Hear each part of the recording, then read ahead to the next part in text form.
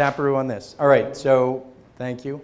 That was really hard to follow. So thank you, Colin, and thank you for making me feel really welcome throughout this entire process. So he's been unbelievable with email, and he sort of allayed any fears that I had this morning. He's been fabulous, as has the entire Creative Morning crew. So thanks, Courtney, for inviting me. And also, thanks to WeWork for hosting this. So I think what I'm kind of struck by as I look around the room this morning is when my wife and I moved back here in 2003, the thought of having 100 creative people in a room together in Nashville was, it was unheard of. So at that point, like a big night out for us would have been going to Cracker Barrel in '03. So this is a really, really welcome shift. I also wanted to thank my wife really quickly because getting ready for this, I'm sort of insane about preparation, so which may or may not be reflected in anything that I do. But for example, she's in the shower this morning, and I have opened the shower door, and I'm standing with my laptop, and I'm like, well, what do you think about this? And then she chastised me for not using a brand font in my presentation, so I'm sorry for that. But in the spirit of context, I wanted to tell you a little bit about myself. So just a shout out to a couple of folks that we work with here locally, and again, to underscore the amazing wealth of creative folks that we have in Nashville. This is a graphic artist that we work with named Joe Ernst. Phenomenal, look him up. His work's incredible. And this is sort of a precursor to a program that we're going to launch here in Nashville in the summer. And then also a quick shout out to Bingham, who is a phenomenal friend and a partner to us. We like to run everything imaginable through Grand Palace. So, really quickly, just about me. First thing I want to talk about is big brands. So I met my wife and started my career all in the same place. When I was, I won't tell you how old I was, but in 1994. That's worse. Yeah, I know. I met Jennifer at a little tiny startup in San Francisco called Old Navy. And we were part of a really small team that was given the opportunity to launch this brand. And as a young person, the amount of responsibility and sort of creative leeway that we were given in dreaming this brand up was phenomenal. So for me, I feel really fortunate. I got to spend the first 10 years of my career with Gap brands. So Old Navy and Gap and Banana Republic. And then we had this genius idea. We thought, we've had enough of San Francisco. It's time to get out. Let's move back to Nashville. We'll be close to my family and close to Jen's family. And we didn't really take into consideration the fact that there wasn't a creative industry here. And so we bought a house, we got settled, and then we both took jobs in other places. My wife got an apartment in New York, and she commuted 5 days a week for a job with Victoria's Secret. I took a job in London with The Body Shop, and this went on for about 5 years. And I can tell you, from a career perspective, it is great. From a marriage perspective, it's disastrous. So at the end of that period, we were both completely exhausted and sort of scrambling for what to do. And nothing was really coming to us, so I said, look, let's take a step back. I ended up taking a job with a correctional healthcare company here in Nashville. So I oversaw strategic planning for a correctional healthcare company, which, if you don't know what correctional healthcare is, it's prisons and jails. And so to have gone from all these phenomenally creative places to helping understand how to grow a correctional healthcare company was like slamming on the brakes. So I don't want to say all the creative energy was sucked out of me, but about 3 years in, I started to think, man, this is not why I moved here. This is not what I hoped to do. When we moved, the hope was Nashville's small and it's growing, and this would be a great place for us to plant a stake and for us to build a brand. And so we started to think about, well, what are ways that we could apply our skills? What are things that we could do? Historically, we had loved tearing apart old houses and redoing them. And Jen is phenomenal at getting that work published, and she began to build an audience around that. So what we started to do about 3 years into this correctional healthcare thing is we started to buy and design houses. And slowly people started to pay attention, and at some point, someone knocked on the door. They had seen an article or read a blog post or something, and they said, hey, I've got a house, and it would be really novel if you guys would come in and you would help sort of conceive of what this thing could be. They wanted everything from sort of the interiors to the architecture, and then they also asked us to project manage the thing, which was a challenge. But we saw a door open all of a sudden, and we thought, this is a way for me to escape this place. And we sat down at the kitchen table, and one of the things that we'll do, and I'll talk about it in a minute, is we set a timer. Because I believe that any task will kind of expand to fill the time allotted. We knew we had to start a company. We had to do it quickly. We put 5 minutes on the clock.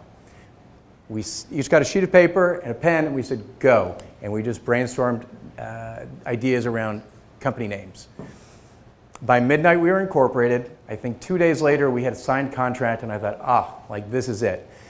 However, 2 more long years slogging through correctional healthcare while we began to build this business. And about 3 years ago, I stepped away from that job, and this is what we do full time, and I feel incredibly grateful to be here.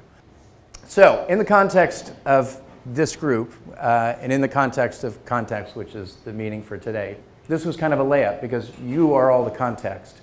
I'm among creative peers, which is an astounding concept to me. And Colin gave me some statistics. So 80% of you here work in a creative field, 10% of you are entrepreneurs, and so I'm happy to be here, and that's all the context that I need. So with that in mind, I thought what I would do as somebody who is a really prodigious list maker is share with you some of the things that I've learned over the last 20-something years of my professional career, with the hope that maybe some of this resonates with you, whether you're an entrepreneur or you work at a creative startup. Hopefully there's a kernel of something in here that's relevant to you. And the next thing that I'll say is I'm sort of famous for packing a lot of content into a very small amount of time. So I have 30 slides, but I'm going to move really quickly. So the first thing is work hard and be nice to people. This is the underpinning of everything that we try to do. I feel like you work really hard to bring a client in. If you have this philosophy sort of baked around everything that you do, inevitably you will retain that client. That client will tell other people about you. So again, this is the bedrock for how we like to run our company. Work hard and be nice to people. Secondly, take initiative. You create your own luck. If there's one thing that is sort of a rub for me now, it's that we didn't start this much sooner.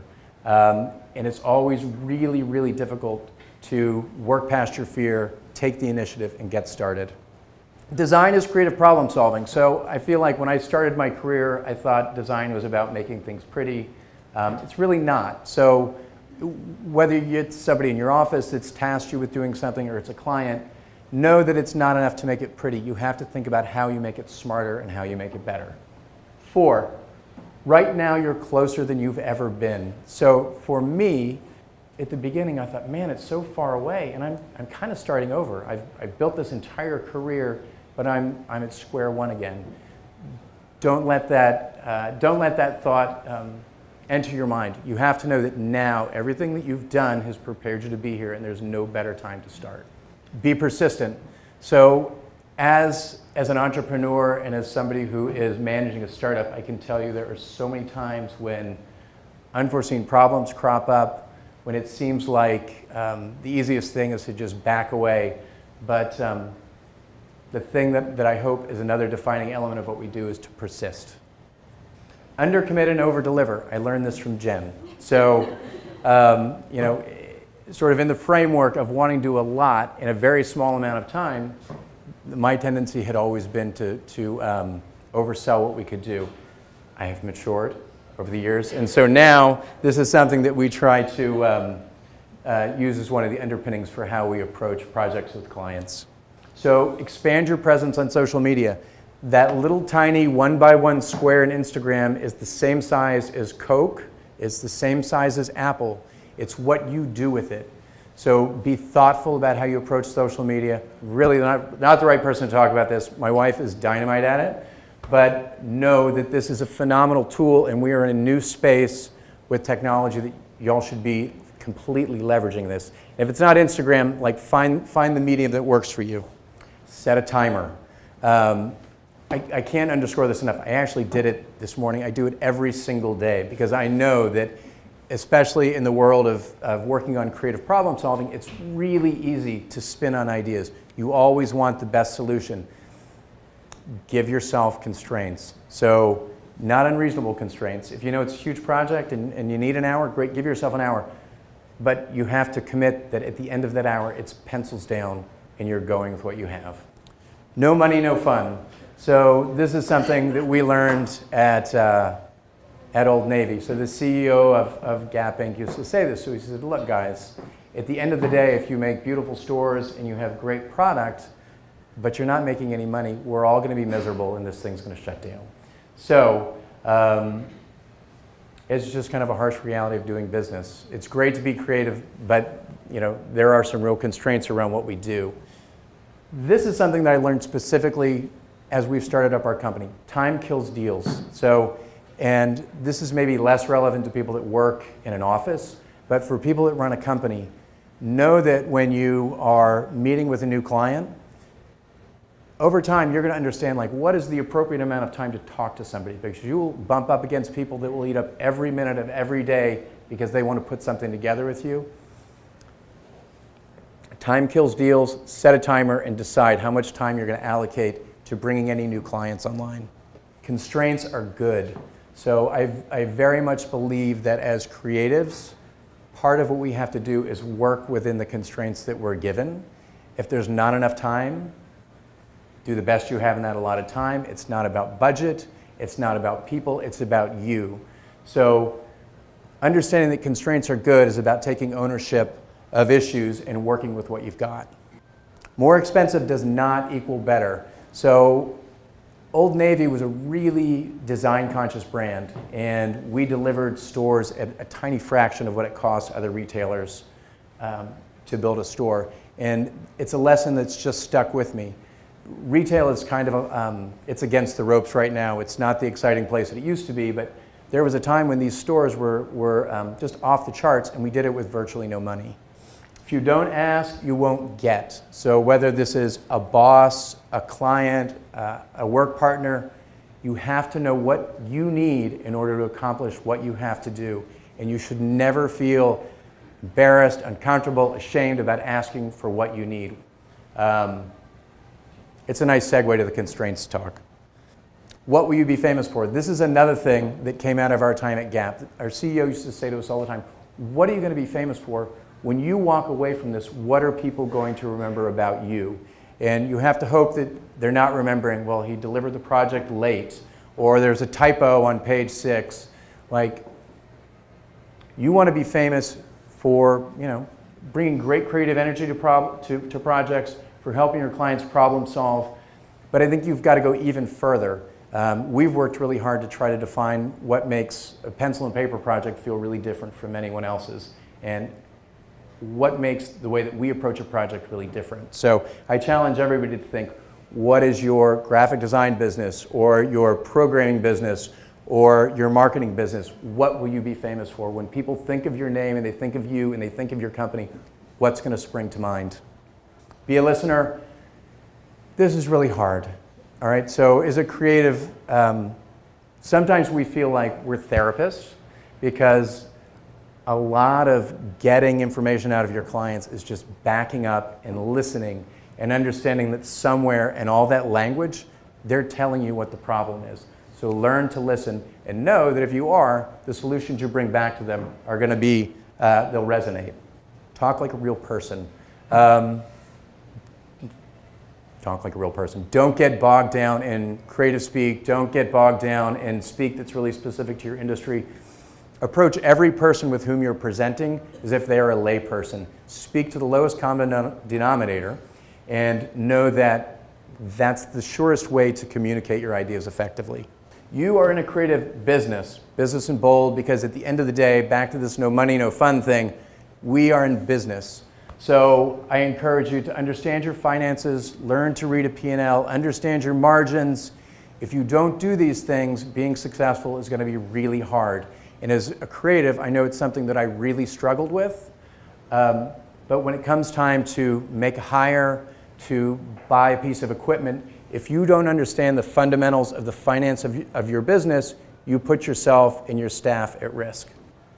Consult experts. So this is sort of a perfect dovetail to the last slide. Know what you're good at and what you're not good at. We actually brought a company on this past summer and offloaded all of our human resources, all of our accounting, and it's completely transformed our business. A lot of the day-to-day, the things that stress you out because maybe you're not good at them, go away. Likewise, if you're not an entrepreneur and you're in an office environment, consult the people around you. Don't be afraid to go to the finance person and ask them to explain something. If you walk in and you understand the financial that sits behind the creative, you are so much better positioned to be successful. Know when to move on. This is back to that sort of that slide about the client that won't commit, but it's also about creative ideas. We can become really fixated on a certain thing, especially when you start a project fresh. I like to canvas people. My wife, for instance, completely torpedoed this presentation about 4 days ago. I was going in a completely different direction. She's like, that's not authentic, that's not real, move on. So Sunday we started from scratch, and I've learned to know that sometimes she's right. Know that your clients want you to succeed. They found you, not just your clients, but your coworkers, your leaders, they want you to succeed. So listen really hard and know that they're coming to you because they're expecting a solution. And if you perform your job correctly, you are removing a burden from them.